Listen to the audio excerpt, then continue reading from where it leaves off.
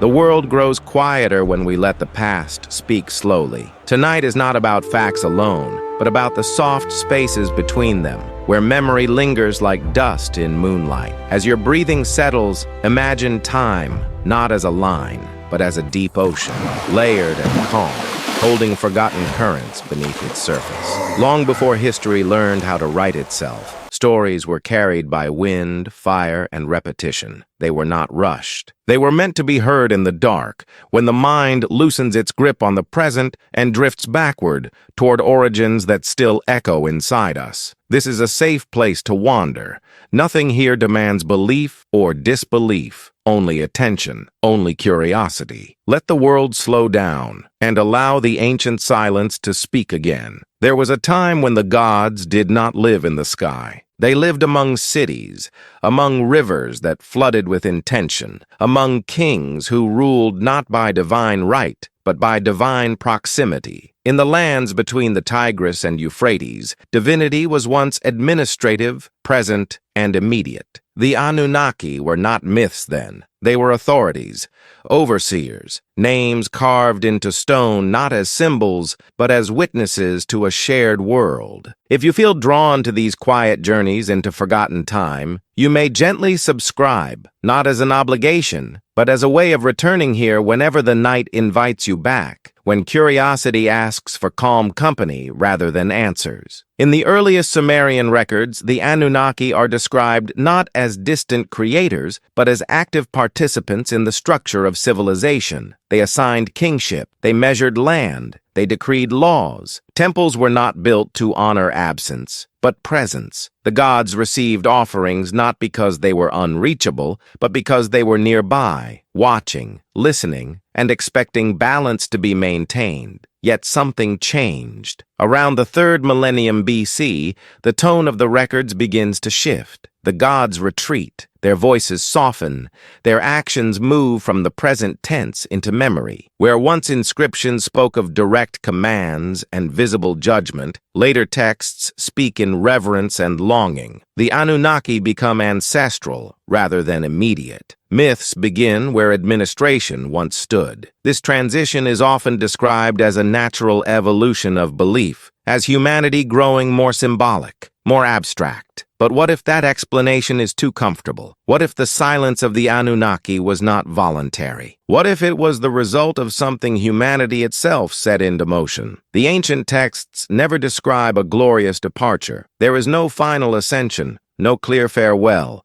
Instead, there are hints of withdrawal, of displeasure, of boundaries being redrawn, humans multiplying beyond design, cities expanding faster than harmony could sustain, noise replacing ritual, autonomy replacing obedience. If the Anunnaki shaped humanity as a solution to labor and order, then humanity's growth may have become an unintended consequence, not rebellion in the dramatic sense, but imbalance, a system pushed beyond its tolerance. And in that quiet overextension, the gods may have realized something unsettling, that their creation no longer required them, or worse, that it no longer listened. And so the question lingers at the edge of recorded time, unresolved and heavy. Did the Anunnaki abandon humanity, or did humanity, in becoming itself, make the presence of gods impossible to sustain? The possibility that humanity itself altered the balance does not arrive as an accusation, but as a quiet consequence. In the oldest Mesopotamian stories, order was never guaranteed. It had to be maintained through ritual, obedience,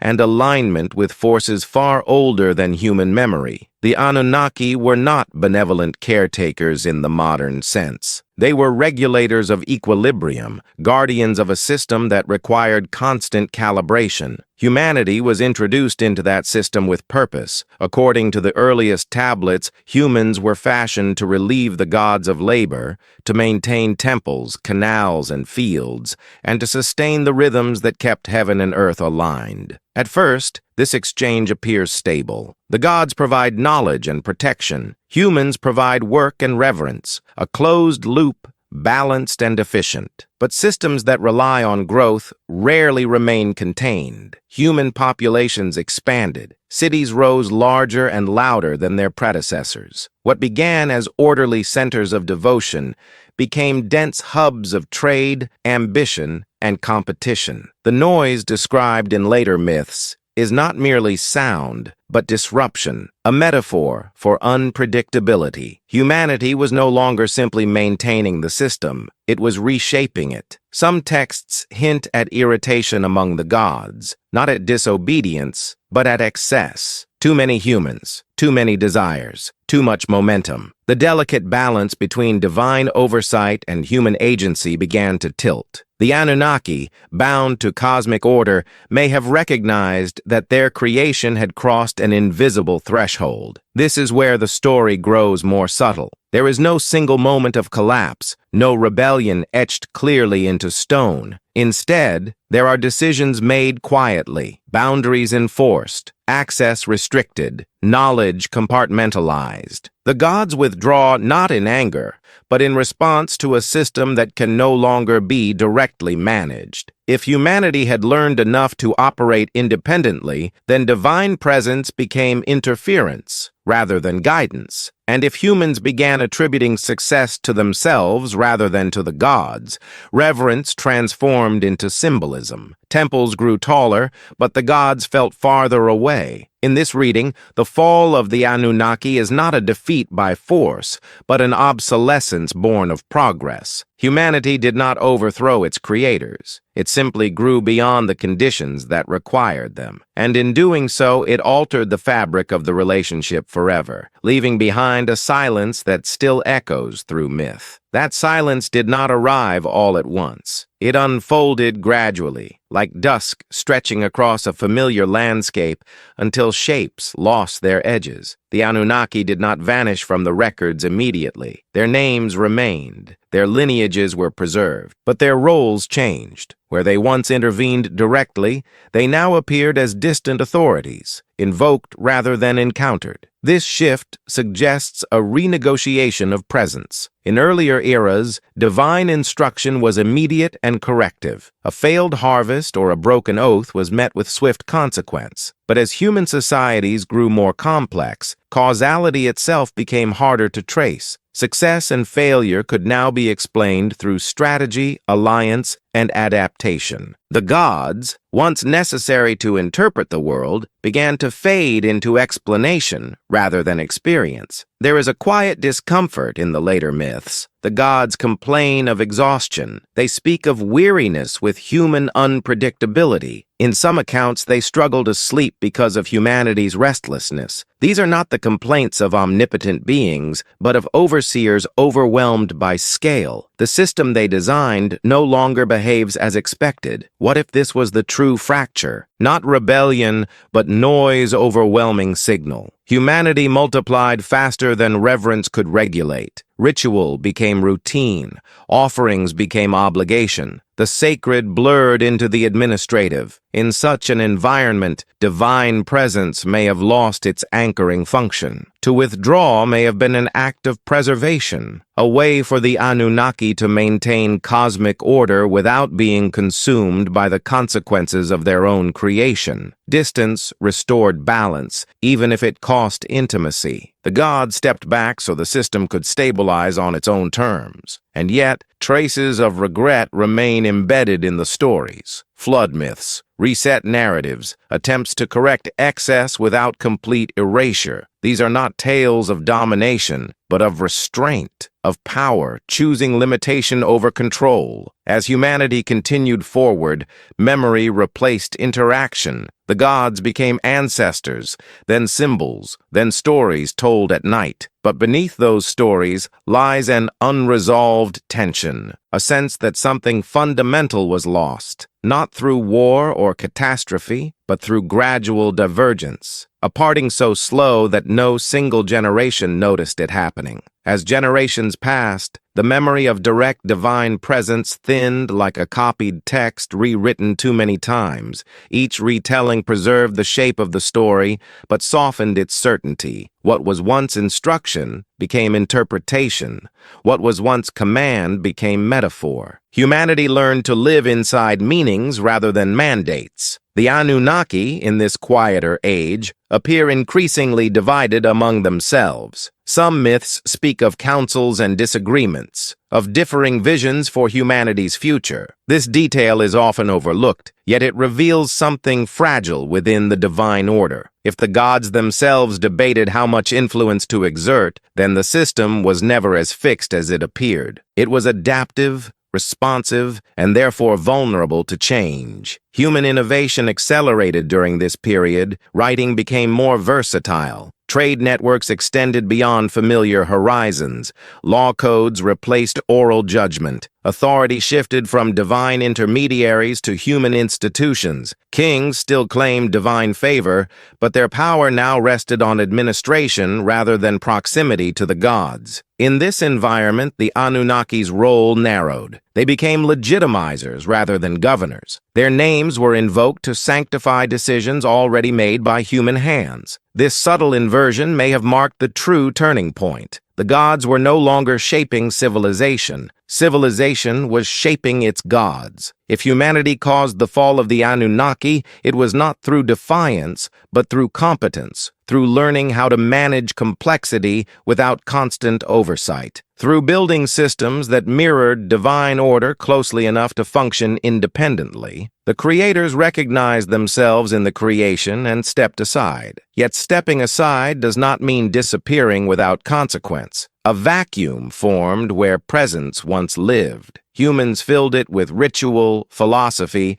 and eventually theology. The gods became timeless, perfect, unreachable. In losing immediacy, they gained immortality. And still, something restless remains beneath the surface of these later traditions. A longing for contact, a suspicion that the silence was not meant to be permanent, that the withdrawal of the Anunnaki was a pause rather than an ending, a waiting period measured not in years, but in cycles far longer than a human life. The question lingers, unresolved and persistent. If humanity once altered the balance enough to make the gods retreat, what might happen if that balance shifts again? That lingering question settles gently into the centuries that follow, carried forward by civilizations that inherited memory without context. The people of Akkad, Babylon, and Assyria did not doubt the existence of the Anunnaki, but they no longer expected to meet them. Faith replaced familiarity. Prayer replaced conversation. The divine was still real, but it was no longer local. This transformation reshaped how humanity understood responsibility. When the gods were present, mistakes could be corrected externally. Floods, famine, and defeat were interpreted as immediate responses. But in a world where divine voices had grown quiet, causality became internal. Humans began to look to policy, planning, and foresight. Accountability shifted inward. Civilization matured under the weight of its own decisions. Some ancient writers seem aware of this burden. Their texts carry a subtle melancholy, as if acknowledging that something protective had been lost. The gods once absorbed the chaos of existence. Now humanity carried it alone. The silence of the Anunnaki may have forced humans to confront themselves without mediation. In this light, the so-called fall of the Anunnaki appears less like a collapse and more like a transfer. Power did not vanish, it relocated. The capacity to shape the world moved decisively into human hands. Agriculture intensified. Empires expanded. War became a human strategy rather than a divine decree. And yet, the old stories were never discarded. They were preserved with care, copied and recopied, even as their meaning shifted. This suggests reverence mixed with uncertainty. humans remembered that their ascent had a cost, that autonomy was gained through separation. Perhaps the Anunnaki did not fear humanity's strength, but its forgetfulness. As long as humans remembered who came before, balance could be maintained. But memory fades faster than stone erodes. Myths simplify.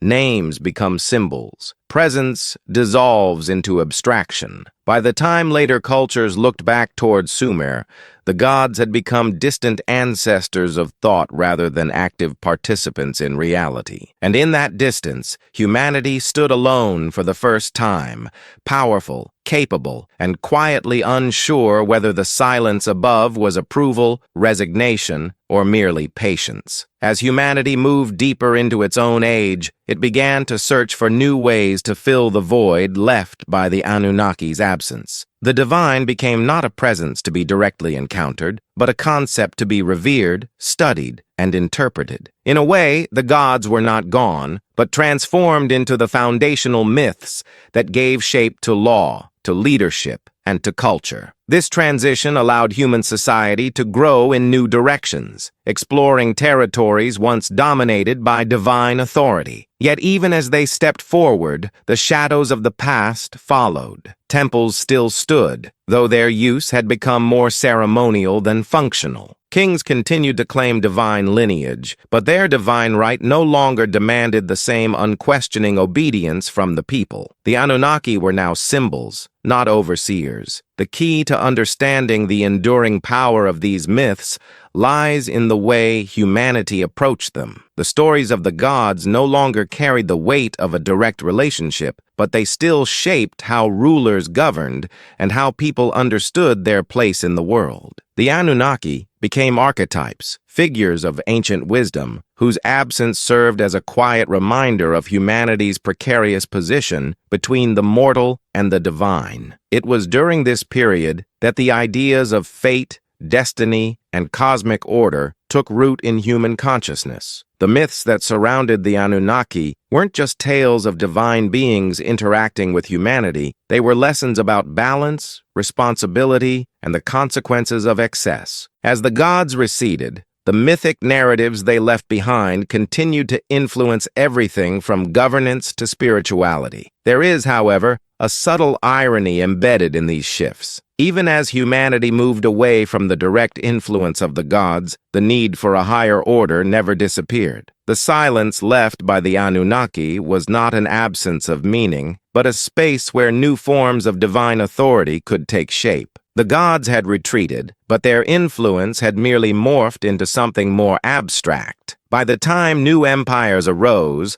such as those of Egypt, Greece, and Rome, the model of divine kingship had taken on new forms. Yet, in the echoes of these traditions, one can still hear the traces of the Anunnaki's influence filtered through centuries of reinterpretation. Their wisdom was sought not by direct consultation, but through philosophy, religion, and art. Perhaps this was part of the legacy of the Anunnaki's fall. Not a sudden disappearance, but a slow withdrawal that forced humanity to confront the divine within itself, to seek out wisdom not as something imposed from above, but as something to be discovered and cultivated internally. And so the Anunnaki may have fallen, not because humanity overthrew them, but because humanity had become capable of walking without their guidance. We may have caused their retreat not through defiance, but through our own growth. That idea, that growth itself can become a form of separation,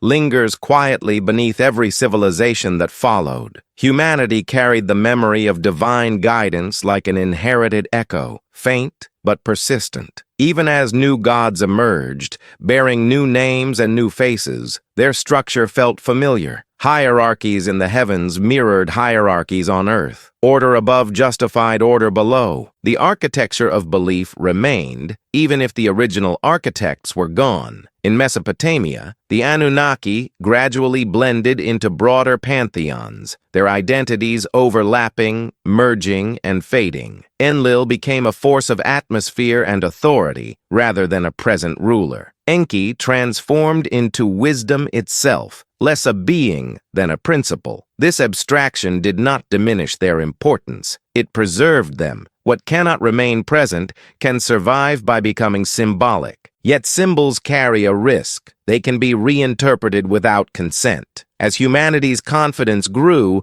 myths were reshaped to serve new purposes. Gods who once imposed limits were now invoked to justify expansion. Conquest became destiny. Dominion became divine will. In this way, humanity did not merely outgrow the Anunnaki, it repurposed their memory. If there was a breaking point, it may have occurred when humans no longer feared divine correction, when rituals became performative rather than preventative, when reverence lost its humility. At that stage, the gods' silence may have hardened into permanence, not as punishment, but as consequence. Some ancient thinkers sensed this loss. Their writings speak of a golden age when gods and humans shared the same ground.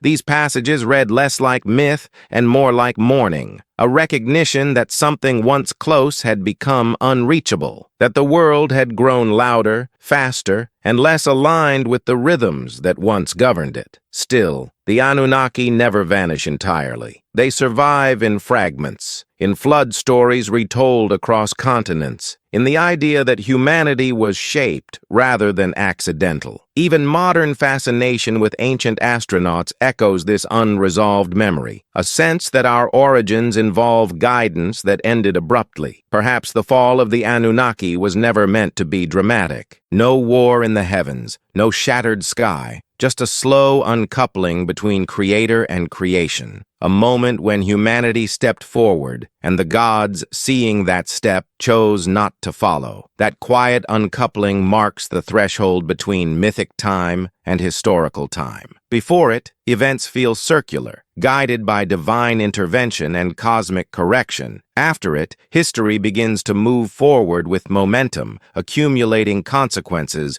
rather than resetting them. Humanity steps into duration, into a future that is no longer supervised moment by moment. The earliest chronicles after this transition feel different. They are more concerned with lineage than legend, with treaties rather than omens. The divine is still acknowledged, but no longer expected to interrupt the flow of events. The Anunnaki remain honored, yet distant, invoked at the margins of human decision rather than at its center. This is where the question of responsibility deepens. If humanity caused the withdrawal of its creators simply by becoming too complex to manage, then the burden of balance shifted entirely. Order was no longer enforced from above. It had to be negotiated among humans themselves. Justice became institutional. Morality became debated. The world became uncertain. Some ancient myths preserve a warning embedded within this change. They speak of thresholds that should not be crossed,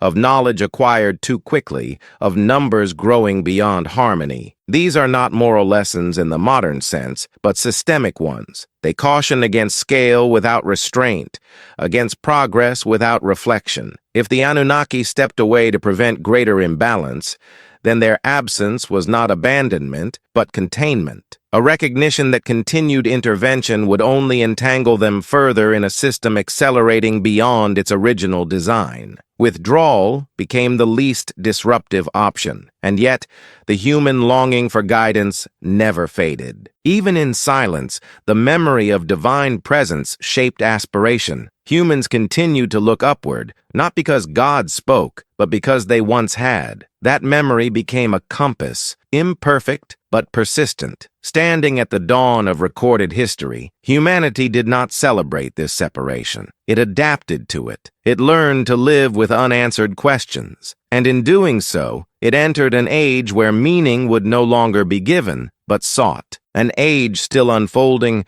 still echoing with the absence of those who once walked beside us. That search for meaning becomes the defining movement of the next age. With the Anunnaki no longer shaping events directly, humanity turns inward and outward at the same time, looking to the stars, to cycles, and to patterns that might replace the certainty once provided by divine presence. Cosmology begins to take on a new role. The heavens are no longer a residence of gods who descend, but a map to be studied, interpreted, and aligned with. In Mesopotamia, astronomy and astrology emerge not as superstitions, superstition, but as continuity. If the gods no longer speak, perhaps they can still be read. The movements of planets, the rhythm of eclipses, the repetition of seasons become a new language. Order is no longer enforced by command, but inferred through observation. Humanity learns to listen differently. This shift subtly reframes the Anunnaki themselves. They become associated with celestial bodies, with forces rather than forms. Enlil becomes the breath of atmosphere.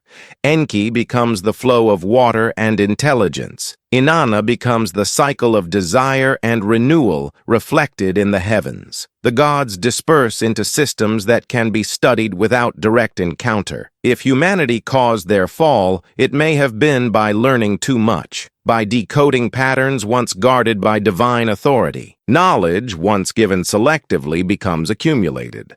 Scribes replace priests as intermediaries.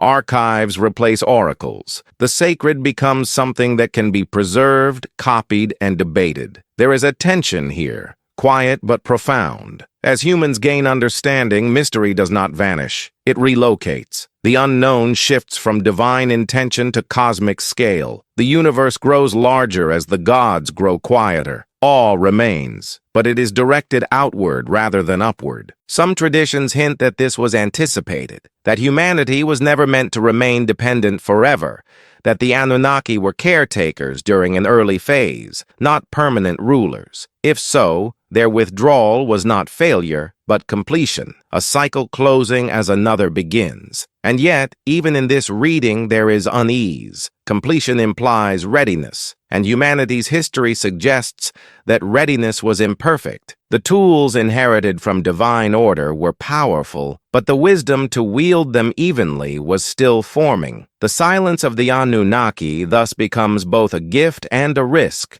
an opening into freedom shadowed by uncertainty. That uncertainty settles into the foundations of the first great empires. As cities expand and borders harden, humanity begins to test the limits of autonomy left behind by the gods. Power concentrates, hierarchies intensify. Where divine oversight once moderated ambition, human ambition now moves largely unchecked, guided by precedent rather than presence. In Babylon, law is carved into stone, not delivered from the sky. The code is rational, structured, and human in origin, even as it invokes divine authority. This distinction matters. The gods are cited, but they are no longer the authors. Humanity writes its own rules and asks the heavens to approve them after the fact. This pattern repeats across cultures. Authority becomes self-sustaining. Ritual legitimizes power rather than restraining it. The Anunnaki,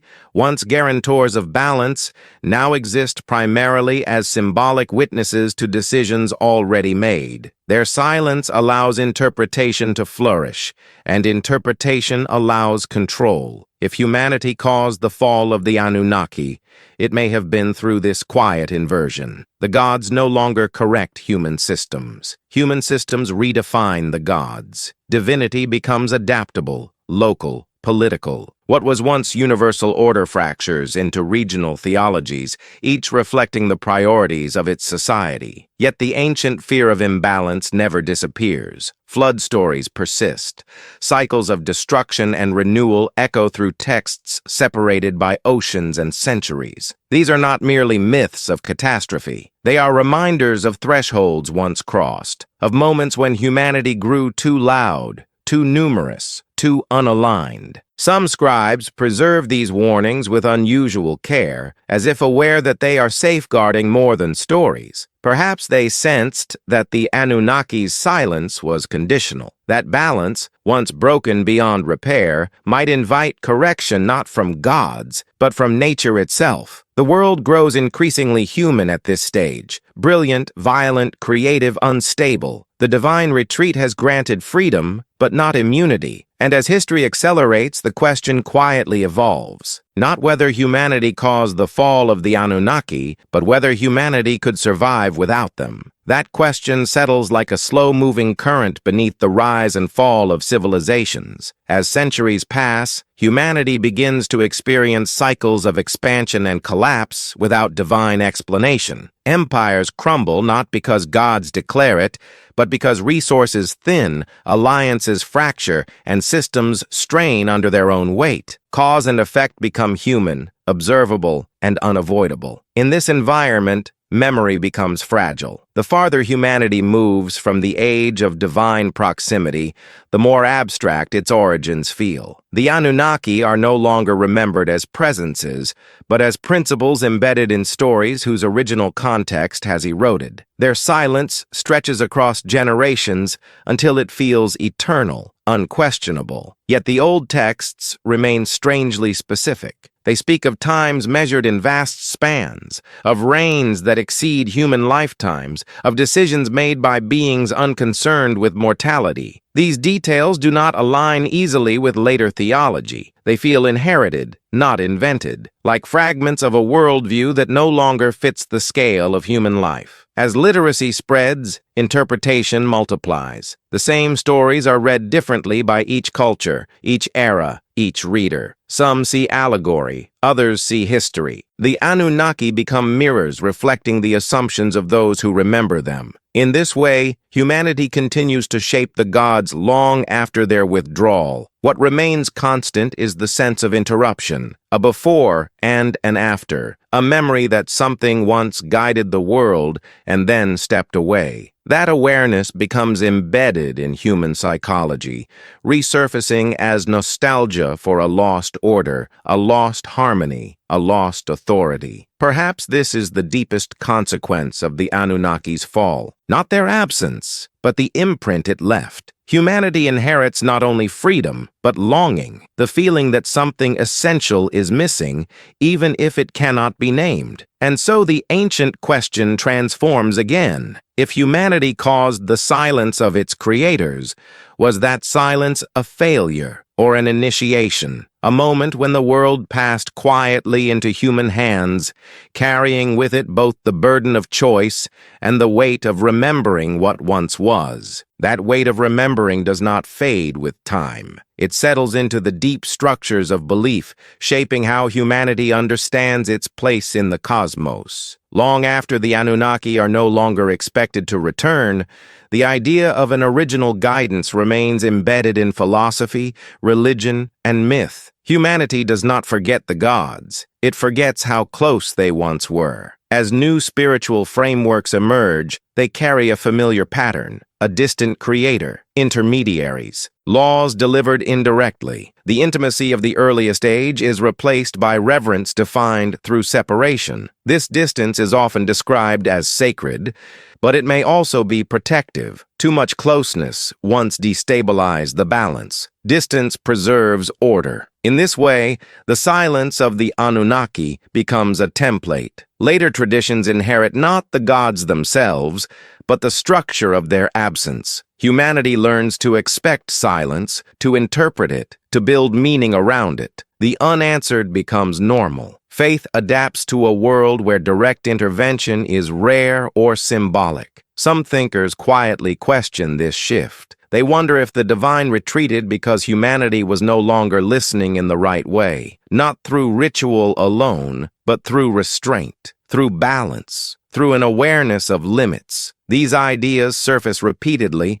often during times of collapse, when the world seems to tilt once more toward excess. The Anunnaki in this reading become a measure rather than a memory, a reference point for how order once functioned. Their fall is not just an ancient event, but a recurring possibility. Whenever humanity grows too fast, too loud, too confident, the stories resurface as warnings. And yet, humanity continues forward. Innovation does not slow. Curiosity does not retreat. The same drive that may have caused the gods to withdraw continues to propel civilization. This suggests that the separation was inevitable, that growth and distance are intertwined. Standing within this long arc of time, the fall of the Anunnaki no longer feels like an ending. It feels like a transition still unfolding, a shift whose consequences echo not only in myth, but in every human attempt to balance freedom with responsibility, power with wisdom, and memory with forgetting. That unfolding transition carries humanity into an era where explanation begins to replace reverence. Natural forces are studied rather than appeased. Patterns once attributed to divine mood are examined for consistency. Floods, droughts, and celestial movements become subjects of inquiry. The world feels less enchanted, yet more intelligible. This shift does not erase the Anunnaki. It reframes them. Their stories become early attempts to describe forces too vast for the language of the time. What was once narrated as will begins to resemble process. The gods dissolve into mechanisms and mechanisms into laws. Humanity learns to predict without invoking presence. Yet prediction does not bring peace. Understanding how something happens does not answer why it exists. As the universe becomes more mechanical, meaning becomes harder to locate. The silence once associated with divine withdrawal now deepens into philosophical absence. The gods are not only quiet, they are unnecessary to explanation, but still necessary to meaning. Some ancient texts seem to anticipate this discomfort. They speak of humanity gaining wisdom but losing innocence, of knowledge increasing while harmony diminishes. These are not moral judgments, but observations of trade-offs. To know more is to bear more responsibility. To act freely is to act without reassurance. If humanity caused the fall of the Anunnaki by becoming capable of independent understanding, then the cost of that independence was certainty. The world became navigable, but no longer supervised. Choices mattered more because consequences were no longer softened by divine correction. In this light, the gods' retreat appears almost compassionate, a refusal to interfere once humanity crossed a threshold of awareness. To intervene would have undermined growth. To remain present would have frozen development. Silence became the only way forward. And so the Anunnaki linger at the edge of thought, not as rulers or saviors, but as reminders of a time when meaning and mechanism were unified.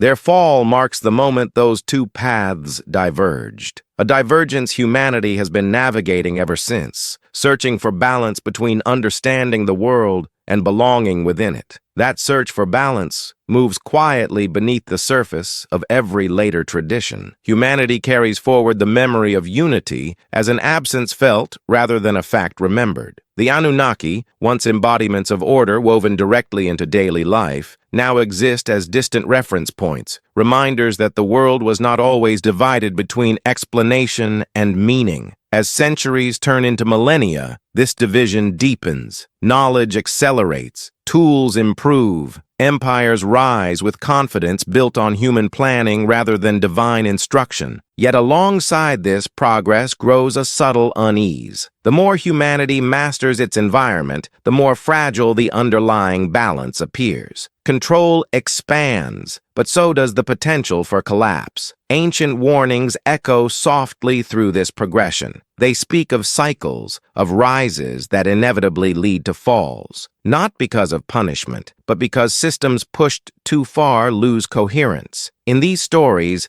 the Anunnaki are not judges, but observers of thresholds. Their withdrawal marks the moment humanity became responsible for recognizing those thresholds on its own.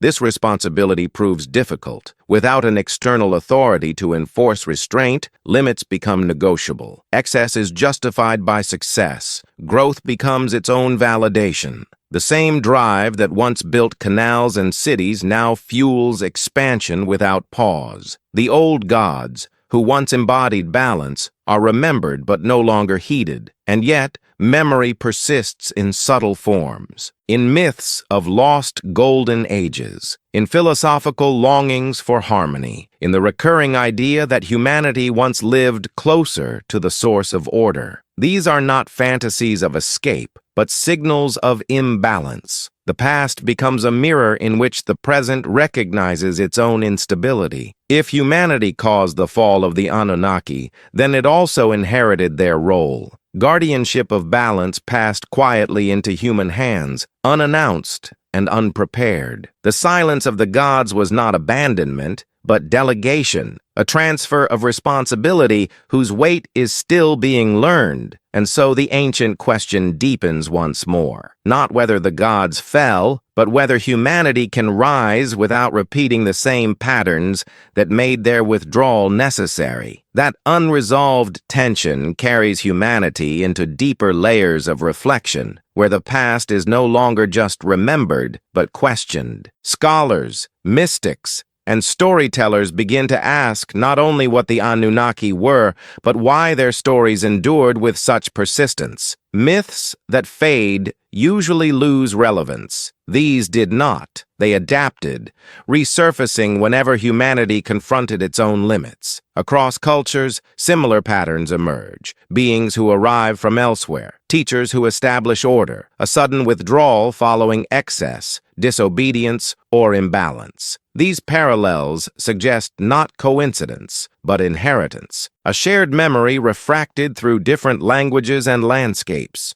The Anunnaki become one expression of a deeper human recollection of guidance followed by separation. In this context, the idea that humanity caused their fall feels less like blame and more like inevitability. Growth disrupts dependency. Awareness dissolves authority. When humans learn to organize, record, and transmit knowledge independently, the need for constant divine presence diminished. What remained was respect, ritual, and eventually abstraction. Yet abstraction creates distance.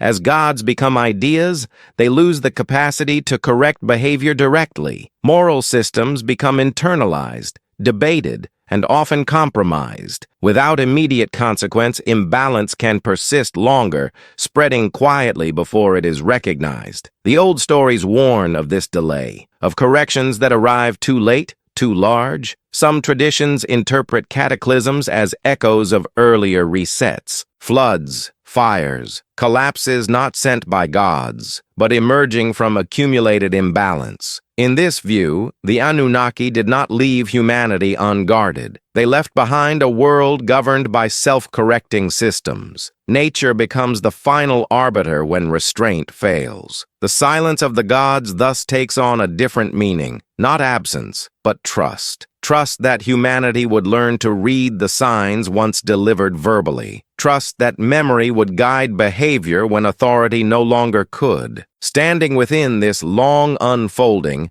humanity appears neither abandoned nor triumphant, but initiated. The fall of the Anunnaki marks the moment when creation was no longer supervised, only remembered. And in that remembering, humanity continues to search for balance, listening for guidance in a world that now answers quietly, through consequence rather than command. That initiation into consequence reshapes how humanity understands time itself. In the age of the Anunnaki, time felt cyclical, corrected by divine intervention whenever imbalance grew too great. After their withdrawal, time stretches forward with accumulating weight. Mistakes are no longer reset. They compound. Memory becomes the only safeguard against repetition. This change alters the human relationship with the past.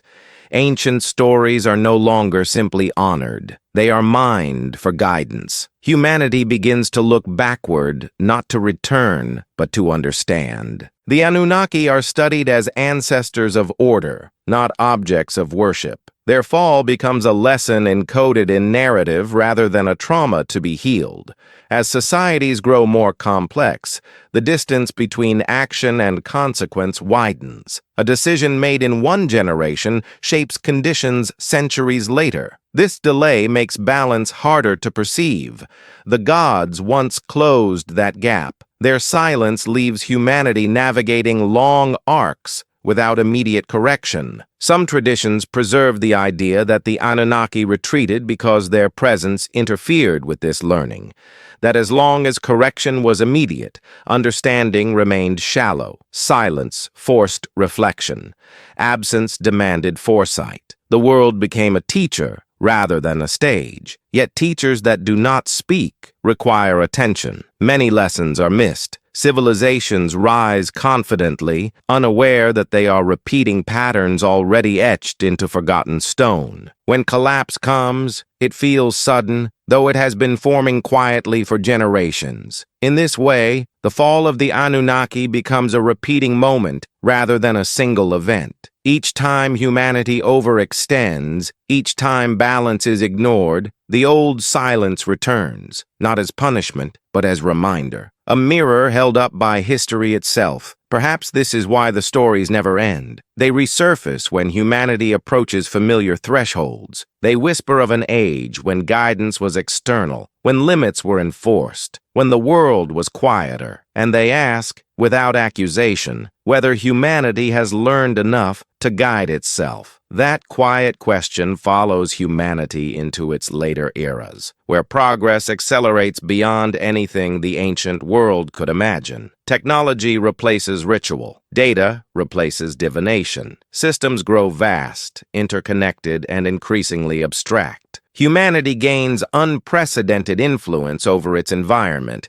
yet feels no closer to certainty than before. In this modern momentum, the ancient silence takes on new relevance.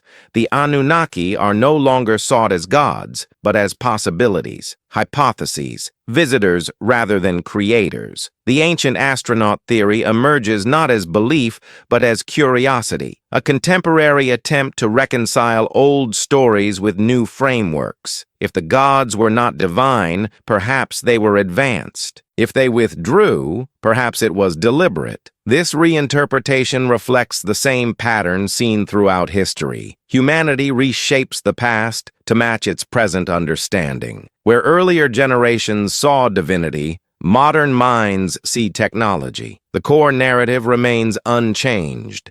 Beings arrive, order is established, humanity grows, the guides depart. What remains striking is the consistency of the withdrawal.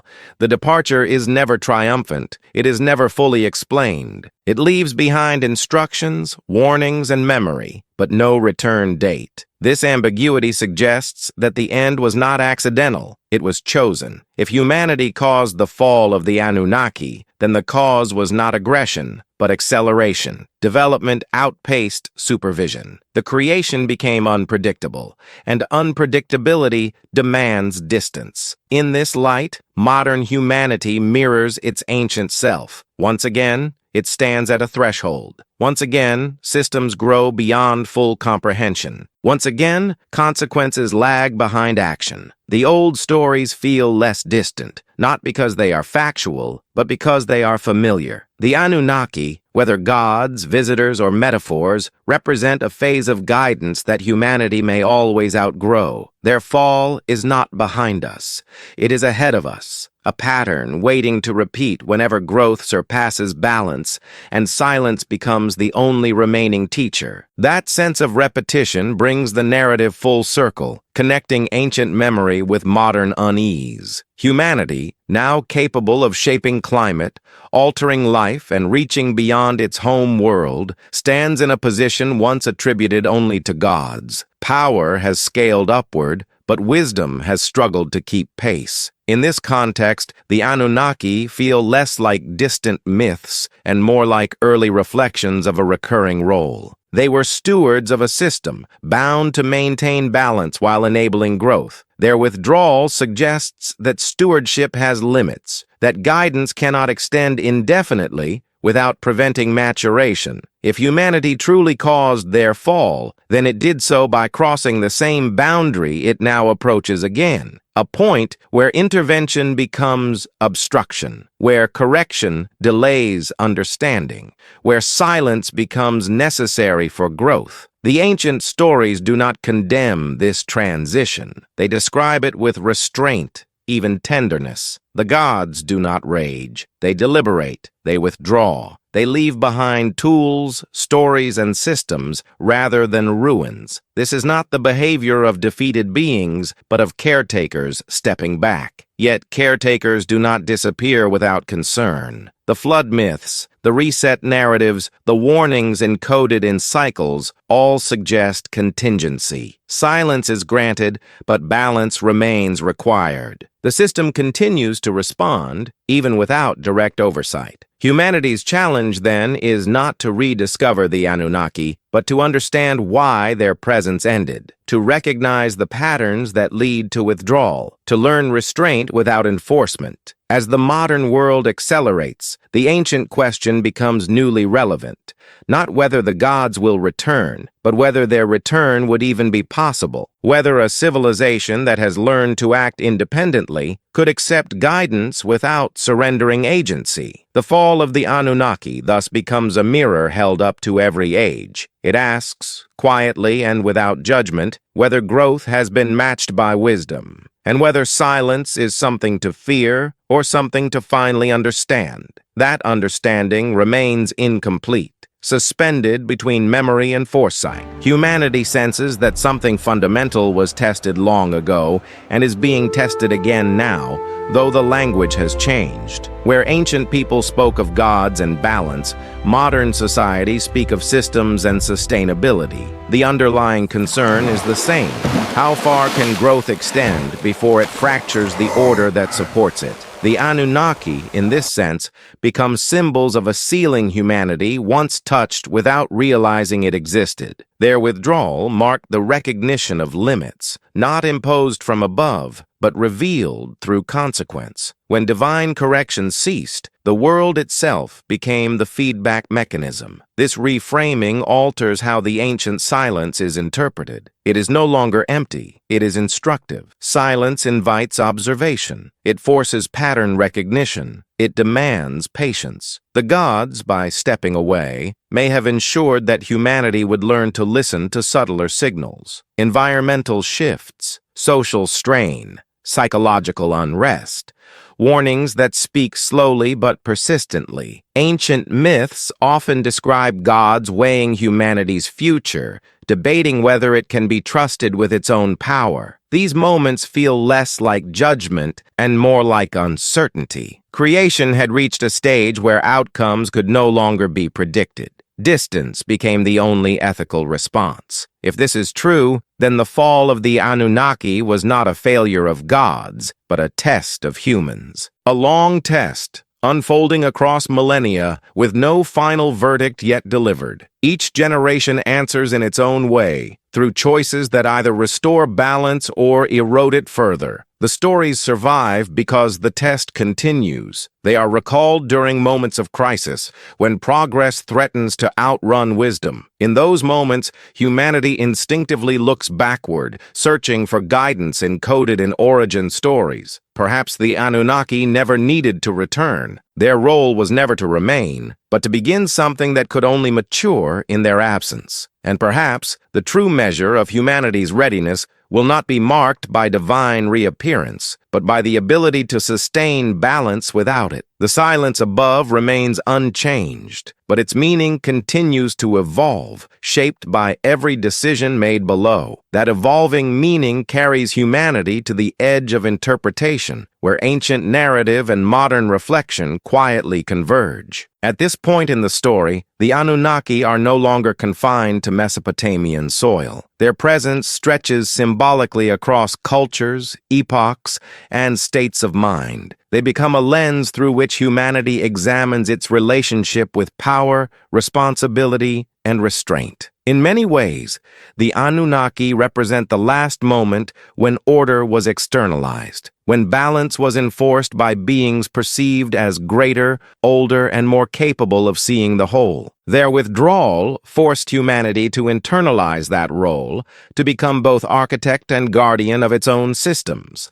This internalization remains unfinished, uneven, and deeply human. The ancient texts do not tell us whether the Anunnaki approved of what followed. They leave no verdict, no prophecy of return, no condemnation. This absence feels deliberate. A story without closure invites participation. It places the continuation not in divine hands, but in human ones. As we move beyond the world of gods and into the long arc of consequence, the narrative shifts from mythic explanation to lived reality. The question of causation becomes less important than implication. Whether or not humanity caused the fall of the Anunnaki, humanity inherited the aftermath, a world where guidance is indirect, balance is fragile, and memory is the only map. This is the threshold where ancient mystery gives way to interpretation, where speculation opens into theory, where myth is no longer something to believe or dismiss,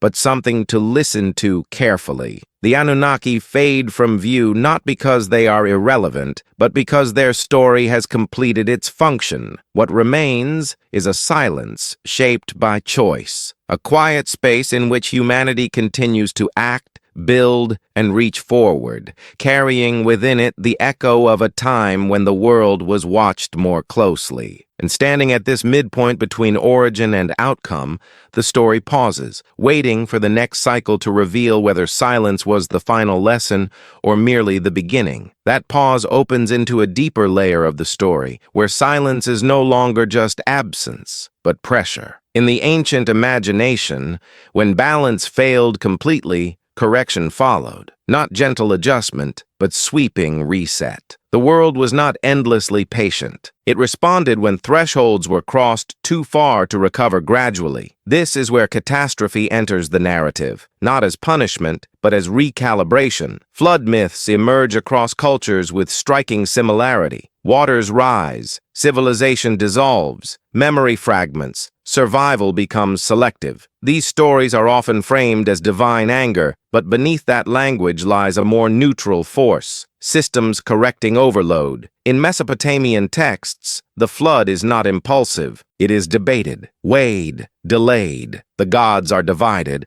uncertain whether humanity's noise and expansion have rendered the system unstable. This hesitation matters. It suggests that even correction was costly. That intervention, once avoided, became unavoidable only when imbalance threatened the entire structure. If humanity caused the fall of the Anunnaki through unchecked growth, then catastrophe represents the final tool left to restore equilibrium. Not domination, but reset. Not erasure, but reduction. The gods do not destroy the world. They thin it. They preserve continuity through fragments. Yet even here something has changed. The flood does not restore divine proximity. After the waters recede, the gods remain distant. Humanity is allowed to rebuild, but not to return to the earlier intimacy. This implies that catastrophe was not meant to reverse progress, only to contain it. The silence after the flood feels heavier than before. The gods have acted once more, but their action confirms withdrawal rather than cancels it. Humanity is spared, but supervision does not resume.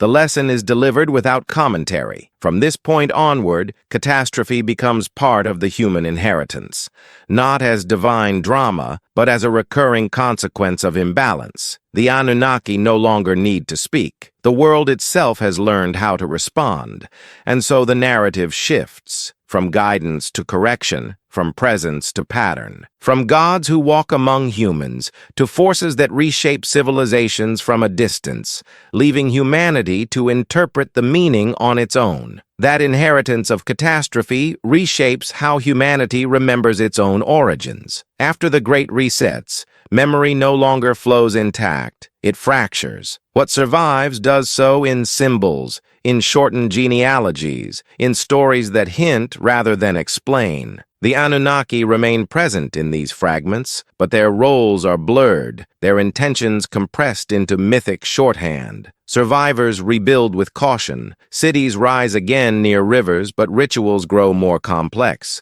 as if attempting to anticipate imbalance before it accumulates. Humanity has learned that silence does not mean safety. It means responsibility. The gods may no longer intervene regularly, but the world still responds. In this post-catastrophic age, the Anunnaki are remembered less as rulers and more as witnesses to cycles beyond human control.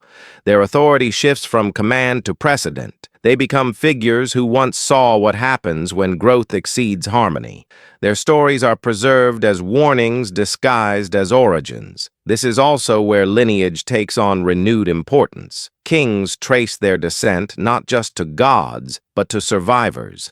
Continuity becomes sacred. To remember is to stabilize. To forget is to invite repetition. Humanity begins to understand that memory itself is a form of balance.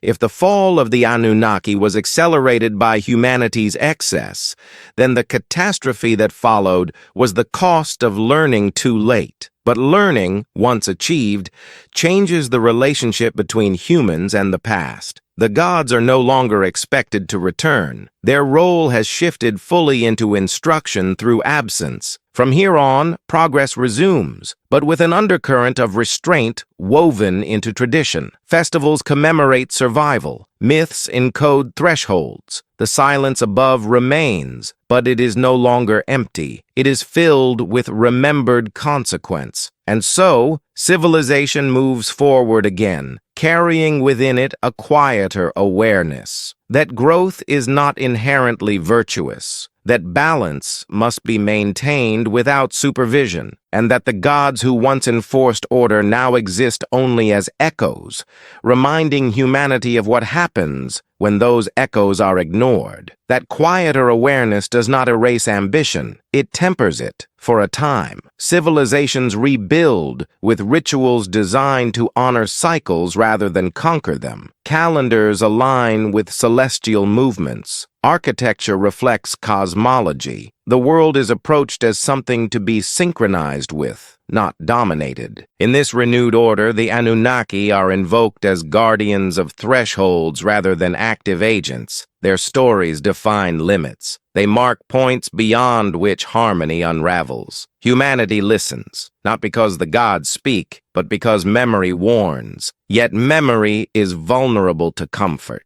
As stability returns, caution fades. Generations grow up without direct experience of collapse. The old stories begin to feel distant, symbolic, even excessive. The warnings soften into tradition. The cycles that once felt urgent become abstract. This gradual forgetting mirrors the earlier divergence that preceded the gods' withdrawal. Once again, humanity grows louder. Once again, systems expand beyond the rhythms that sustain them. The difference now is that no divine presence remains to debate intervention. The system corrects itself automatically, impersonally. In this stage, the Anunnaki exist only as a conceptual shadow. Their fall is complete, not because they were defeated, but because their function has fully transferred. The world no longer requires intermediaries. Balance is enforced through consequence alone. This is both a loss and a maturation. The world becomes less personal, but more consistent. Humanity cannot negotiate with floods,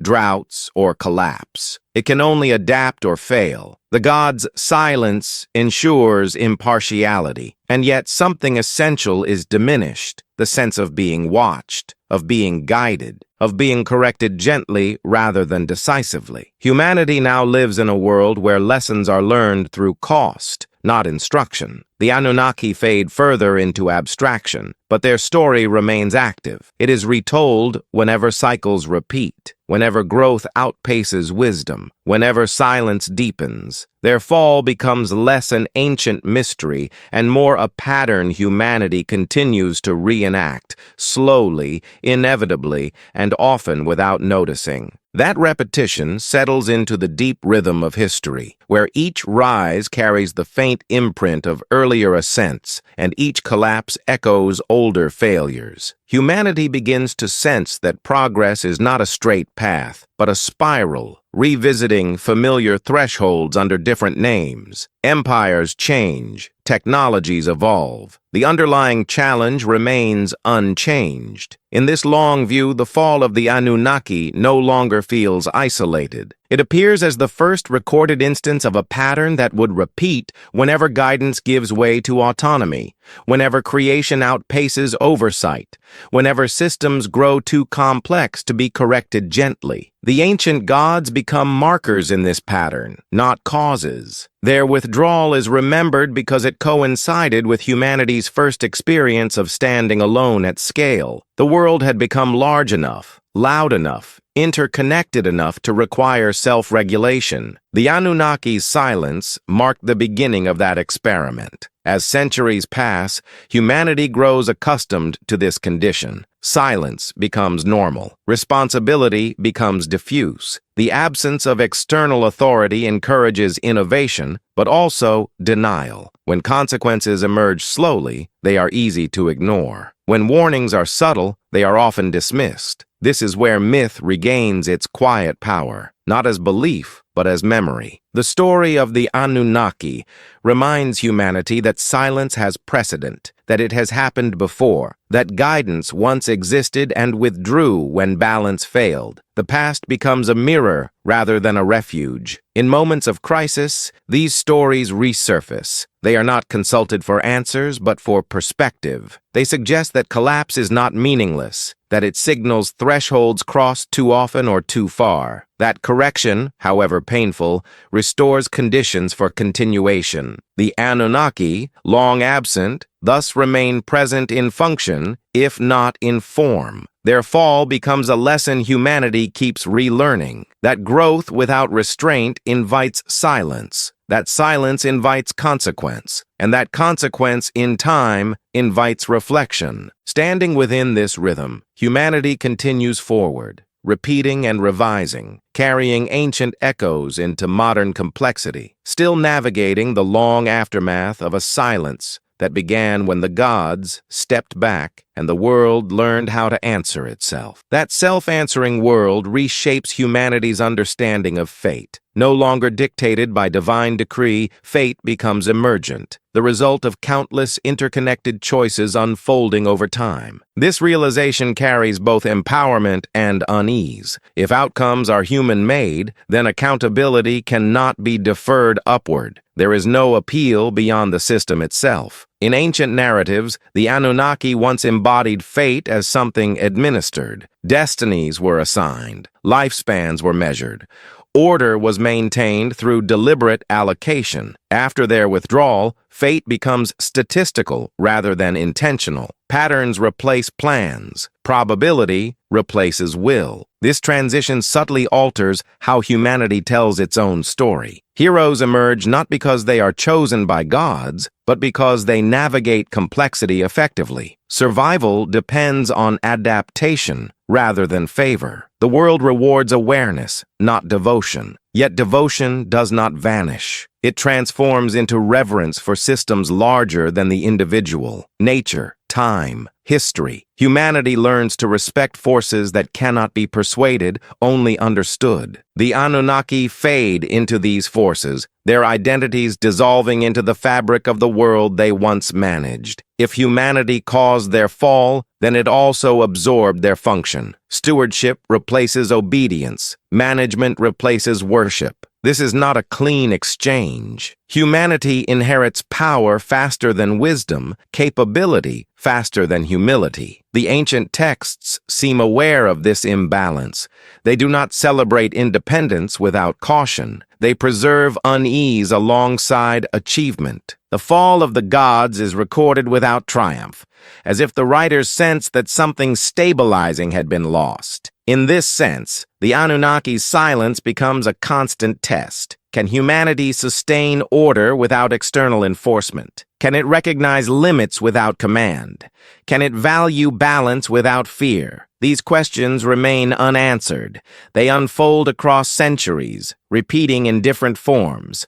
The gods do not return to resolve them. Their fall ensured that the answers, whatever they become, must be human. And so the story continues, unresolved, carried forward by a world learning to govern itself in the absence of those who once guided its earliest steps. That unresolved story moves quietly into the background of modern awareness, where ancient gods are rarely spoken of, yet their absence shapes everything. Humanity has grown accustomed to acting without supervision, but not without consequence. The systems that govern life now operate on scales so vast that no single mind can fully grasp them. Complexity has replaced divinity as the dominant force. In this environment, imbalance no longer announces itself with omens or oracles. It emerges gradually through subtle shifts that accumulate unnoticed. Climate alters, societies strain, resources thin. These are not sudden punishments, but slow responses. The world answers in its own time, indifferent to intention. The Anunnaki,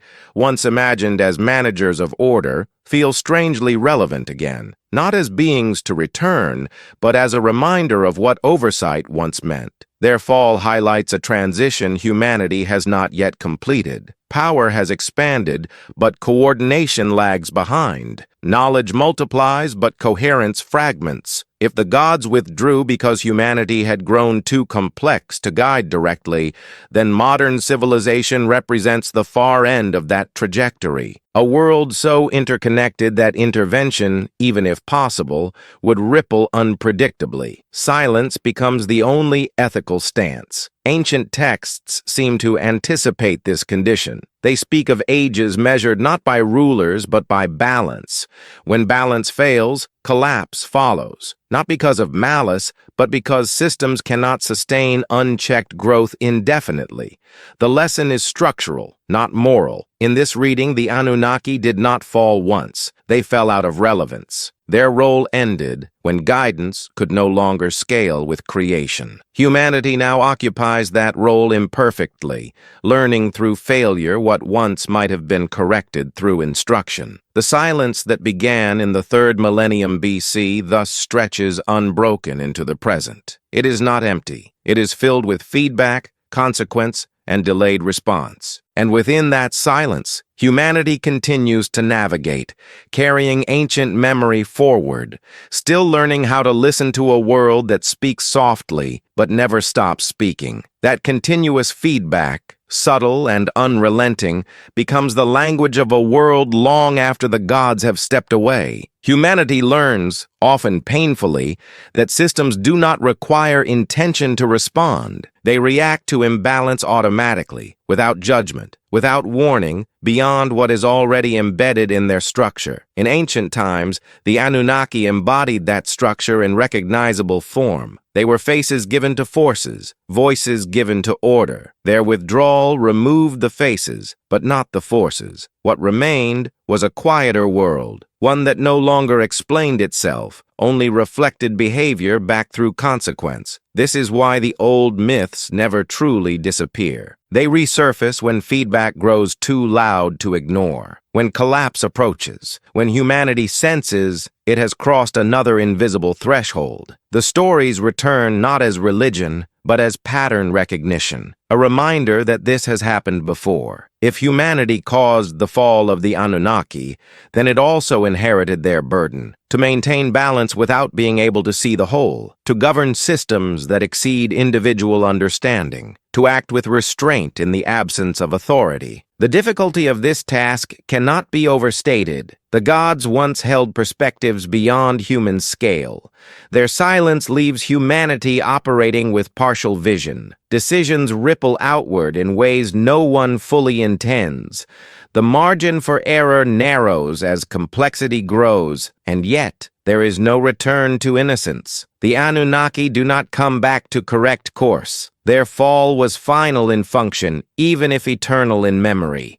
Humanity must now learn what they once embodied, not power, but proportion. The ancient silence thus becomes an invitation rather than a void, an invitation to slow down, to observe, to listen for the subtle warnings embedded in the world itself. Whether humanity can accept that invitation remains uncertain. As the story approaches its final arc, the question shifts one last time. Not what happened to the Anunnaki, but what their absence is still asking of us. That question opens into the final great threshold of the ancient narrative, where catastrophe and continuity merge into something quieter, more enduring. After repeated cycles of correction, humanity no longer expects rescue or reset.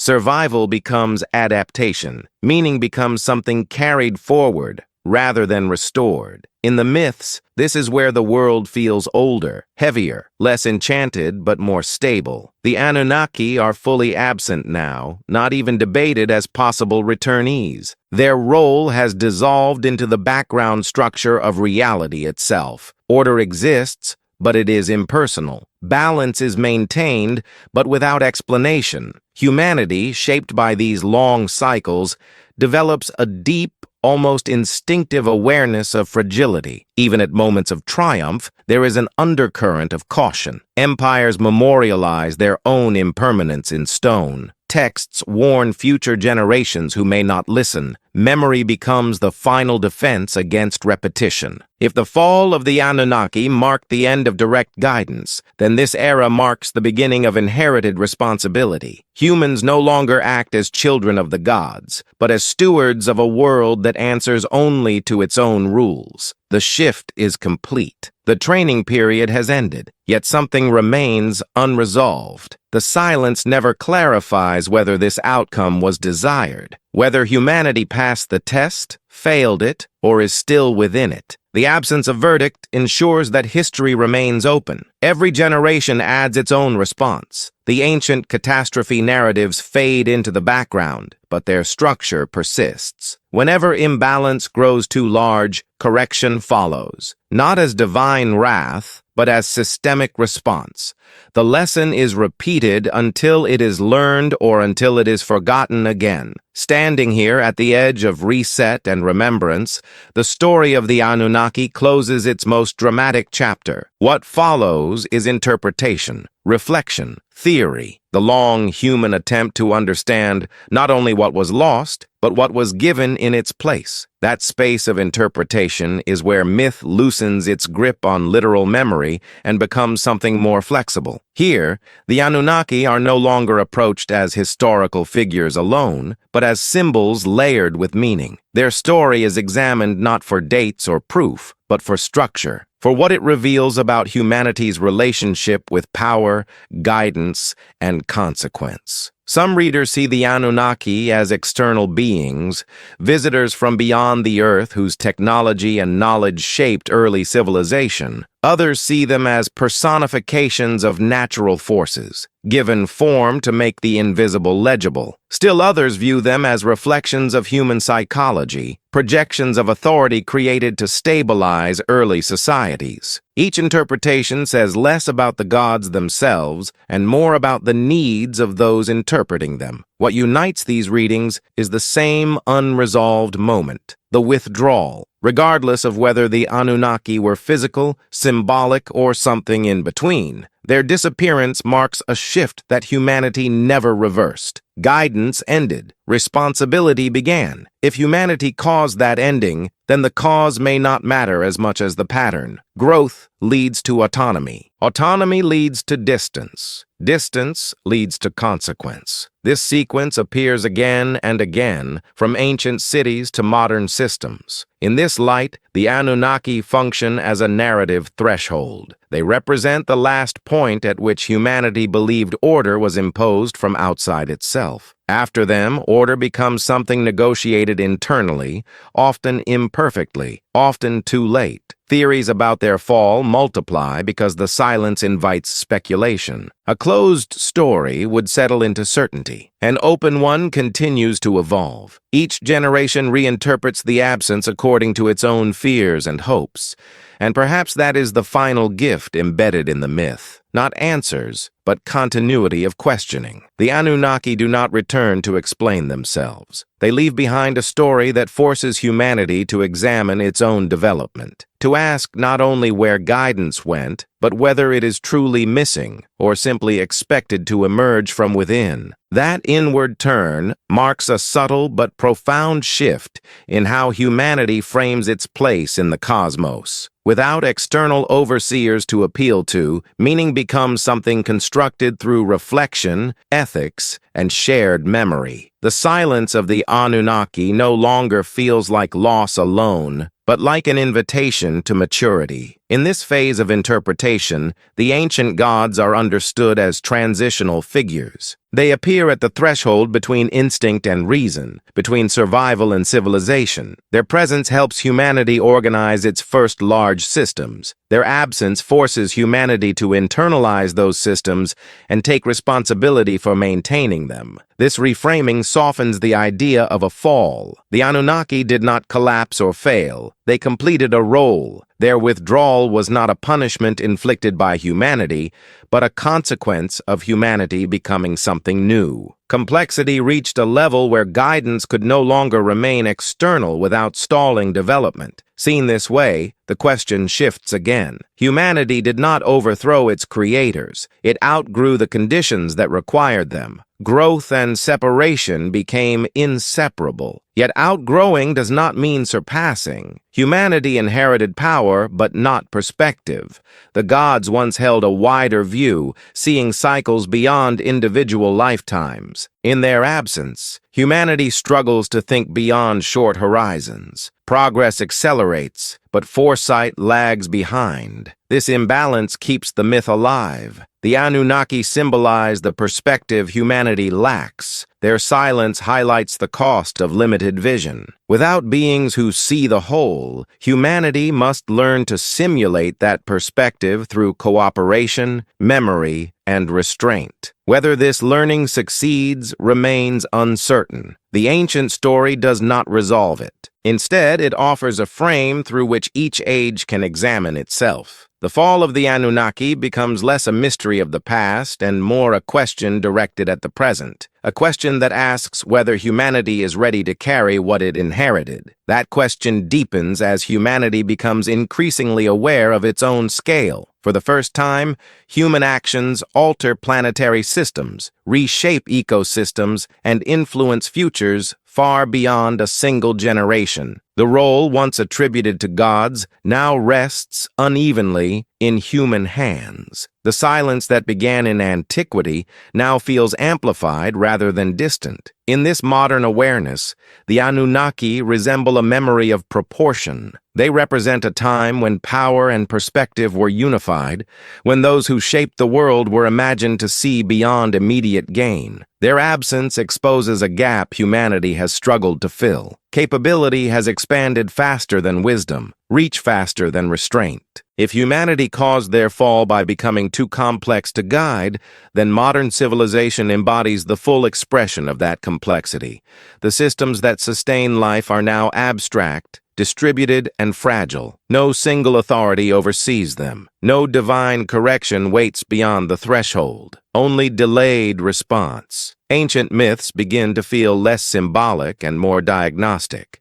They describe what happens when growth ignores rhythm, when noise overwhelms signal, when balance becomes negotiable. The Anunnaki's withdrawal mirrors the way modern systems fail, quietly, gradually, without announcement. This realization does not demand belief in ancient gods. It demands attention to ancient patterns. The fall of the Anunnaki becomes a case study in transition, a moment when guidance ended and responsibility began, long before humanity fully understood what responsibility required. The silence, once feared, now appears necessary. It forces humanity to confront itself without projection. There is no higher authority to blame, no external will to appease. Outcomes belong to the system as a whole. In this sense, the Anunnaki never truly left. They dissolved into the structure of consequence. Their presence is felt whenever humanity encounters limits it did not set but must respect. And in that encounter, the ancient story continues to unfold, not in temples or tablets, but in decisions made quietly every day. Those daily decisions accumulate into long trajectories, shaping futures no one intended, but everyone participates in. This is where the ancient story becomes personal. The fall of the Anunnaki is no longer an abstract shift in mythic time. It is mirrored in the way modern humanity navigates authority, responsibility, and silence. Without external guidance, individuals and societies learn to rely on models, predictions, and consensus. These tools attempt to replace the broad perspective once attributed to gods. They work imperfectly. They require humility, cooperation, and patience. When those qualities falter, imbalance returns. The old myths warn of this. They speak of councils divided, of decisions delayed, of corrections that arrive only after debate fails. These moments feel familiar. The Anunnaki's deliberations resemble humanity's own struggles to act collectively in the face of complex risk. The gods, it seems, were never so different. This similarity reframes the idea of their fall. Perhaps the Anunnaki did not withdraw because humanity surpassed them, but because humanity began to resemble them. The distinction between overseer and creation blurred, authority diffused, responsibility multiplied. In this view, the gods were not external beings at all, but early representations of collective intelligence. Their fall marks the transition from centralized guidance to distributed decision-making. A system becomes self-organizing only after its managers step back. The silence that follows is not emptiness. It is decentralization. Power no longer resides in a single voice. It emerges from interaction, from feedback, from shared consequence. This interpretation does not reduce the myth. It deepens it. The Anunnaki become less like rulers and more like a phase in the evolution of consciousness. Their withdrawal signals a shift from command to coordination, and so the ancient narrative folds into the present. Humanity lives within the aftermath of a long decentralization, still learning how to coordinate without command, how to balance growth without oversight, and how to listen in a world where guidance arrives only through the quiet language of consequence. That quiet language is difficult to hear in a world filled with noise. Modern life moves quickly, rewards immediacy, and often mistakes acceleration for progress. The feedback the world provides is slow, cumulative, and easy to dismiss until it becomes impossible to ignore. This delay mirrors the ancient silence left by the Anunnaki's departure. In earlier times, consequence followed closer to action. Floods, famine, and collapse were experienced within living memory. Today, cause and effect stretch across generations. Decisions made quietly shape conditions decades later. This distance makes responsibility feel abstract,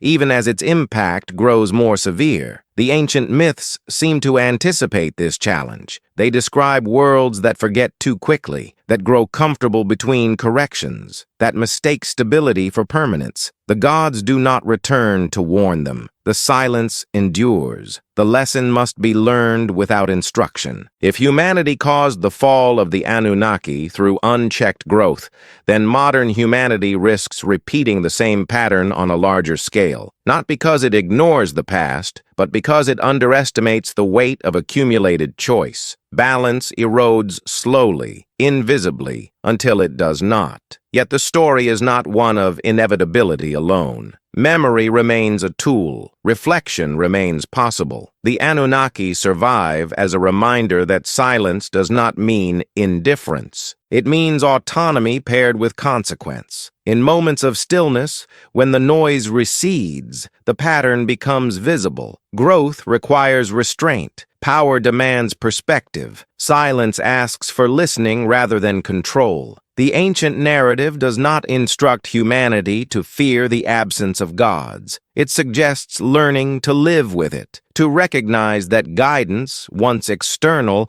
has become internal, collective, and fragile. As the story approaches its final movement, it becomes less about ancient beings and more about inherited responsibility. The fall of the Anunnaki transforms into a mirror held gently before the present, reflecting not what was lost, but what was entrusted. That inheritance rests quietly beneath the surface of modern consciousness, rarely acknowledged but constantly at work. Humanity operates within systems it created, yet often feels governed by them. This paradox echoes the ancient transition from divine order to self-regulation. The creators become subject to their own creations. The Anunnaki myths, when viewed through this lens, feel less archaic and more intimate. They describe the moment when authority steps back and complexity takes over, when guidance gives way to autonomy and autonomy reveals its costs. The gods withdraw not because they are defeated, but because their presence would prevent the system from evolving further. If humanity caused their fall, it did so by becoming irreversibly interdependent. No single overseer could manage the expanding web of relationships, resources, and consequences. The system required decentralization. Silence became structural. This perspective reframes ancient catastrophe.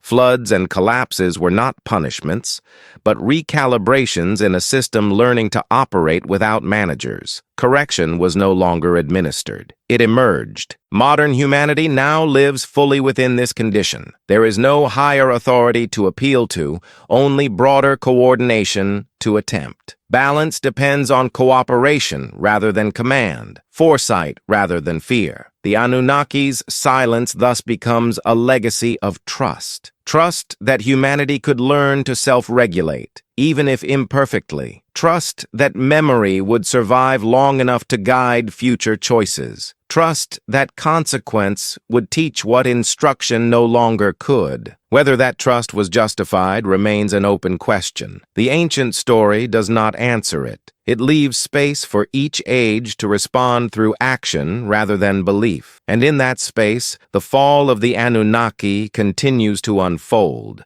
not as an event locked in the past, but as an ongoing process, a long test of balance, restraint, and awareness that humanity is still taking, quietly, under a silent sky. That silent sky has watched humanity far longer than memory can reliably hold. It has seen generations rise with confidence and fade with certainty that they had finally understood the world they inhabited. Yet understanding, like balance, never settles permanently. It shifts with scale. It erodes with comfort. It must be renewed again and again, not through revelation, but through awareness. The withdrawal of the Anunnaki ensured that no era would inherit certainty without effort, and no generation would be spared the burden of learning proportion for itself. In the earliest ages, divine presence compressed time. Cause and effect were immediate, visible, and unmistakable. When balance was broken, correction followed swiftly. The world felt responsive, even conversational. Human action and cosmic reaction existed within the same breath. This immediacy created clarity,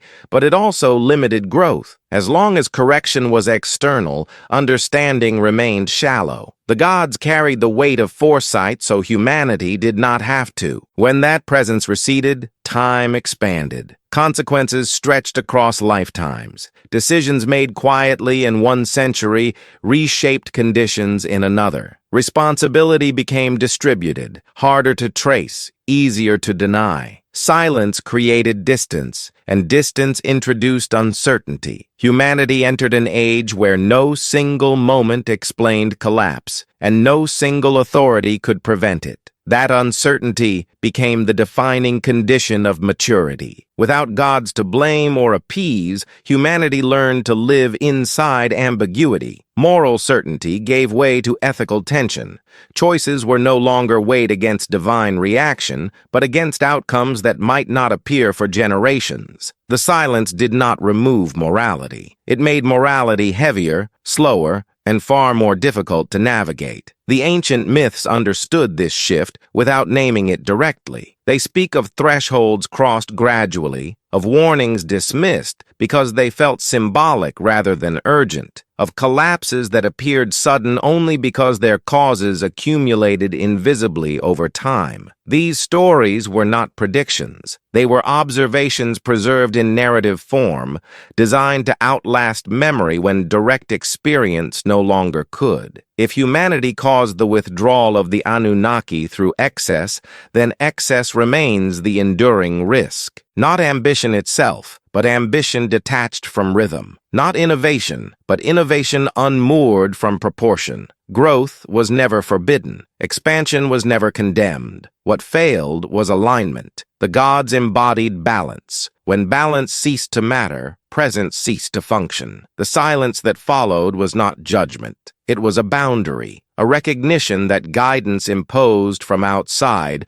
could no longer scale with complexity inside. The world had become too interwoven, too dynamic, too unpredictable for command to remain effective. Silence was not abandonment. It was adaptation. The Anunnaki's absence does not accuse humanity of failure. It tests humanity's capacity. It asks whether complexity can be sustained without collapse, whether coordination can replace command, whether restraint can emerge without fear, whether memory can survive without ritual enforcement. This test unfolds slowly, so slowly that it often feels invisible. Civilizations rise believing they have surpassed the past, only to rediscover its limits in new forms. Technologies expand, reach faster than perspective. Systems grow efficient while becoming fragile. Success masks imbalance until correction arrives without warning. As this realization deepens, the ancient figures fade almost completely. Their names lose urgency. Their temples become ruins, yet their imprint remains everywhere. In the way systems respond when stretched too far, in the way silence precedes collapse, in the way balance, once lost, demands restoration regardless of belief. The fall of the Anunnaki in this light is not a mystery waiting to be solved. It is a condition to be inhabited, a long inheritance passed quietly through time. Humanity did not receive answers. It received responsibility, the responsibility to notice patterns before they harden into consequence, to listen without being commanded, to remember without being reminded. And so the sky remains silent, not as a punishment, but as a mirror. It reflects humanity back to itself, age after age,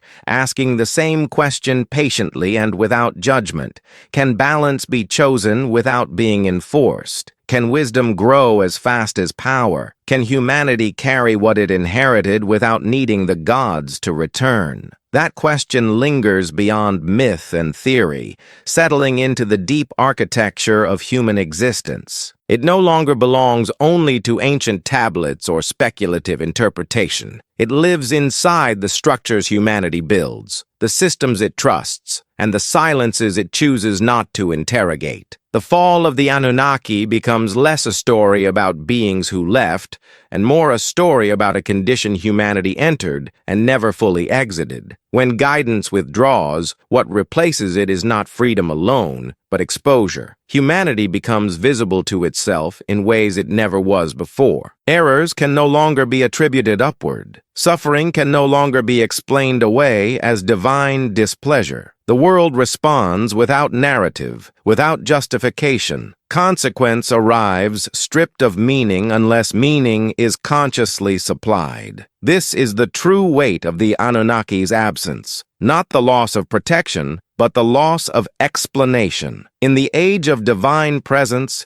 events were interpreted through intention. After their withdrawal, events occur through interaction. Systems collide. Feedback accumulates. Outcomes emerge without moral framing. Humanity must learn to interpret a world that no longer explains itself. The ancient stories seem aware of this burden. They do not describe the gods departing in triumph or anger, but in deliberation. Silence follows discussion. Withdrawal follows assessment. This suggests not abandonment, but recognition. Recognition that continued intervention would distort development rather than support it. That correction imposed from above would prevent understanding from forming below. If humanity caused the fall of the Anunnaki, then it did so by becoming irreversibly entangled with its own creations. Cities became networks.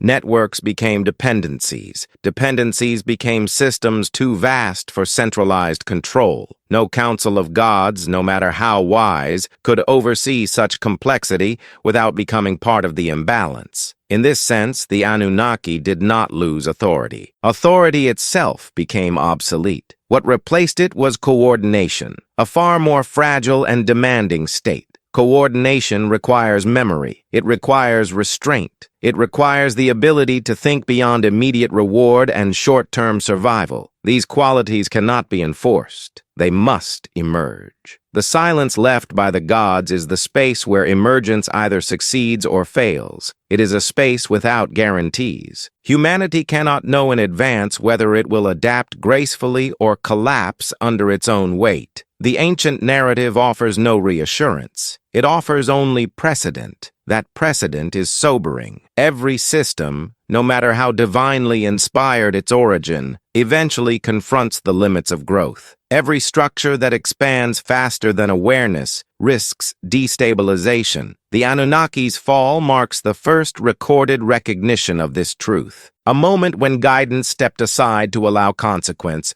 to teach what instruction no longer could. Modern humanity lives entirely within this lesson. There is no return to divine supervision. There is no restoration of external balance. What exists instead is continuous negotiation between growth and restraint, between innovation and preservation, between speed and comprehension. The gods do not return because their role has been absorbed. Not successfully, not completely, but irreversibly. Humanity now occupies the space once held by overseers, while lacking their perspective. This is not a flaw of design. It is the design itself. And so the silence persists, not as emptiness, but as expectation. Expectation that humanity will learn to read patterns instead of signs, to respect limits without punishment, to choose balance without command. The fall of the Anunnaki, seen from this depth, is not an ancient catastrophe. It is an ongoing condition, unfolding quietly in every decision that shapes the future without asking the past for permission. That ongoing condition unfolds most clearly in the quiet spaces where humanity pauses, rarely to observe itself. In those moments, the ancient story surfaces not as myth, but as recognition.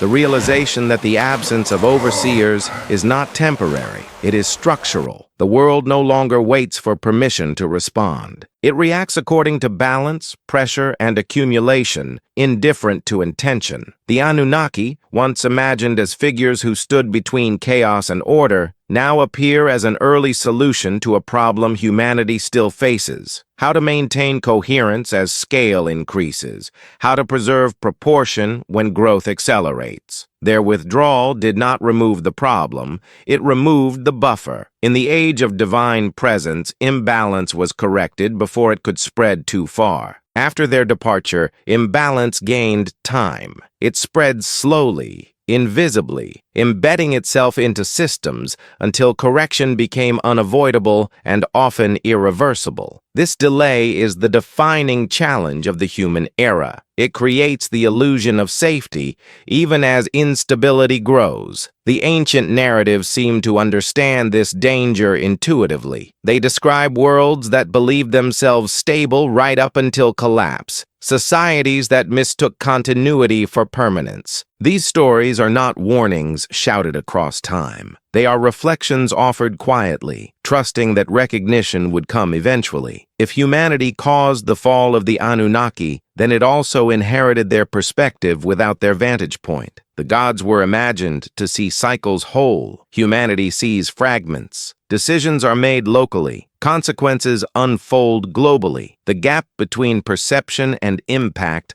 widens with every layer of complexity added. This gap is where modern anxiety lives, Not fear of divine judgment, but fear of unintended outcome. Humanity no longer asks whether the gods approve. It wonders whether systems will hold, whether feedback will arrive in time, whether correction will be survivable. The silence above does not answer these questions. It never has. It offers no reassurance, only continuity. The sky remains unchanged while civilizations transform beneath it. This constancy becomes its own kind of guidance, reminding humanity that permanence does not belong to structures, only to process. The fall of the Anunnaki thus transforms into a meditation on limits. Limits of control, limits of foresight, limits of growth without cost. These limits are not imposed externally. They are discovered internally, often too late, through consequence. And yet discovery is not meaningless. Each cycle leaves residue. Memory accumulates. Awareness deepens unevenly, but it deepens. Humanity does not repeat itself perfectly. It revises, adjusts,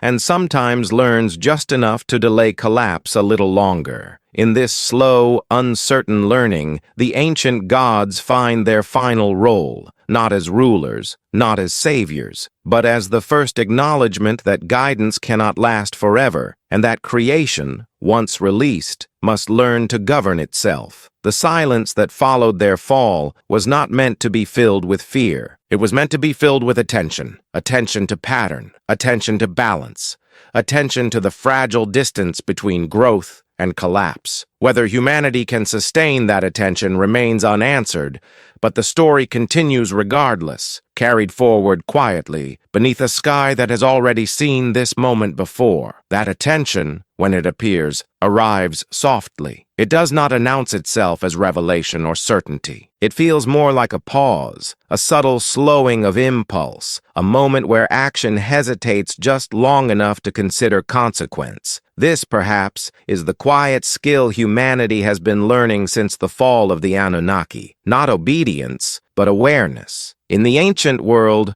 awareness was externalized. It lived in the gods. They saw what humans could not. They enforced limits when desire exceeded harmony. When they withdrew, awareness did not disappear. It fragmented. It dispersed across individuals, cultures, and generations. No single mind replaced the gods. Instead, responsibility became collective, unevenly distributed, and often resisted. This diffusion of responsibility is both humanity's greatest challenge and its defining trait. Without a central authority to embody balance, coordination becomes fragile. It depends on communication, trust, and memory. When these weaken, systems drift. Imbalance grows quietly, shielded by complexity and distance. The ancient myths seem to recognize this risk with remarkable clarity. They describe worlds that grow confident in their ingenuity, convinced that new tools have rendered old limits irrelevant. They tell of societies that mistake control for understanding and speed for mastery. These stories do not condemn progress. They question proportion. If humanity caused the fall of the Anunnaki, it did so by accelerating beyond the pace at which guidance could remain centralized. The gods were not overthrown.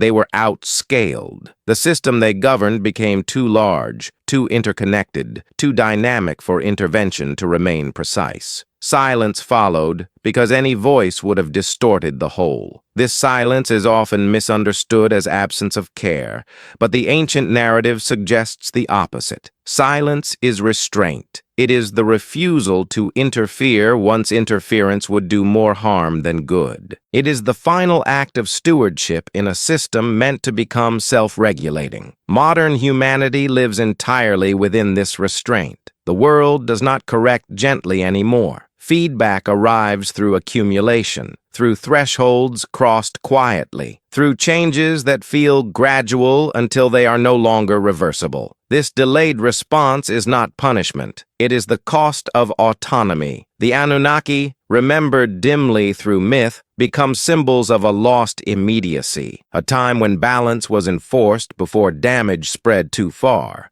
Their fall marks the moment humanity accepted a slower, riskier form of learning, one that requires anticipation instead of reaction. There is a strange calm embedded in this realization. The silence is not hostile. It is patient. It allows space for choice, for error, for correction born from understanding rather than fear. It trusts that awareness, however slowly, can emerge. As the story moves toward rest, the ancient gods fade almost completely. What remains is their final lesson, delivered not through command but through absence. That balance cannot be imposed forever. That growth demands responsibility, and that silence, when understood, is not emptiness, but an invitation to listen more carefully than ever before. That careful listening, stretched across centuries, becomes the quiet discipline humanity struggles to sustain. It is not taught easily. It is not rewarded immediately. It does not produce spectacle or certainty. And yet, it may be the most important inheritance left behind when the Anunnaki stepped away. A way of attending to the world without expecting it to explain itself. In the age of divine presence, meaning arrived pre-shaped. Events were framed before they were felt. Disaster had an author. Success had a patron. Humanity lived inside narratives provided from above. When those narratives dissolved into silence, meaning did not vanish, it became something that had to be assembled slowly, collectively, often imperfectly. This is why the modern world feels heavier than the ancient one despite its advances. Power has multiplied, but interpretation has fragmented. No single story holds the whole. Each system explains only itself. Each discipline speaks its own language. The sky no longer unifies meaning. It witnesses dispersion. The fall of the Anunnaki can be felt here most clearly, not as loss of gods, but as loss of a shared frame. Humanity gained autonomy, but lost coherence. What once was centralized in myth now must be negotiated across cultures, ideologies, and interests. Balance becomes a conversation instead of a decree. Ancient myths understood this tension intuitively. They describe councils of gods not as harmonious, but divided. Even divine order required negotiation. This detail is often overlooked, yet it reveals something essential. Perfect oversight never existed. It was an approximation, a temporary structure suited to a simpler scale. If humanity caused the fall of the Anunnaki, then it did so by outgrowing the scale at which approximation was sufficient. The gods did not fail. The context changed. What once worked became distortion. Silence was the correction. That silence now surrounds modern humanity completely. There is no higher narrative to resolve contradictions, no final authority to declare balance restored. Only patterns, trends, and feedback unfolding slowly enough to be ignored, quickly enough to overwhelm when thresholds are crossed. This condition produces anxiety not because the world is hostile, but because it is indifferent. Indifference is harder to negotiate than judgment. Judgment implies intention. Indifference implies responsibility without permission. And yet, within this indifference lies possibility. Without imposed meaning, humanity is free to cultivate meaning that aligns with reality rather than belief. Without divine correction, restraint becomes a conscious act rather than a fearful one. Balance, once enforced, can now be chosen. The Anunnaki, in this final interpretation, were never meant to remain. They were scaffolding, temporary structures that allowed early civilization to rise without collapsing under its own weight. When that weight increased, the scaffolding had to be removed, or it would break everything it supported. Their fall, then, was not dramatic. It was necessary, quiet, almost invisible at the time. Only in hindsight does its scale become apparent. Humanity stepped into a world where nothing watches closely enough to intervene, but everything responds eventually. As this realization settles, the ancient story softens into acceptance. The gods do not need to return for balance to exist. Balance emerges when listening becomes deeper than impulse, when memory becomes longer than ambition, and when silence is understood not as abandonment, but as the condition that makes responsibility unavoidable. The sky remains unchanged, not because it is empty, but because it has already entrusted its work to those beneath it. That entrusted responsibility settles gently at the end of the story, not as a burden meant to exhaust, but as a weight meant to ground. The ancient narrative does not conclude with triumph or despair. It concludes with continuity. The world does not wait for an answer. It continues, carrying forward every choice layered upon the last, shaped by attention or neglect in equal measure. The fall of the Anunnaki, when viewed from this final distance, no longer feels like a collapse hidden in deep time. It feels like a handoff so gradual that no single generation could perceive it clearly. Guidance loosened, presence thinned, silence expanded. Humanity did not wake up one morning alone. It simply realized, slowly, that no voice would interrupt anymore. This realization is not meant to inspire fear. It is meant to inspire proportion.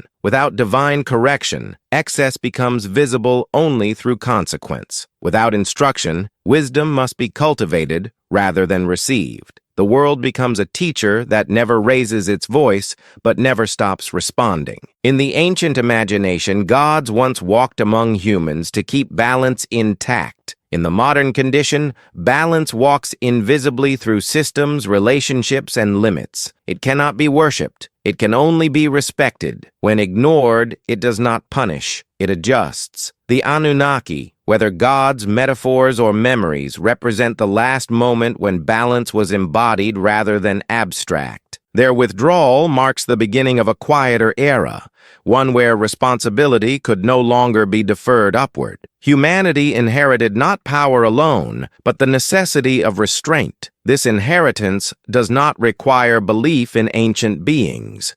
It requires recognition of ancient patterns. That growth without rhythm destabilizes.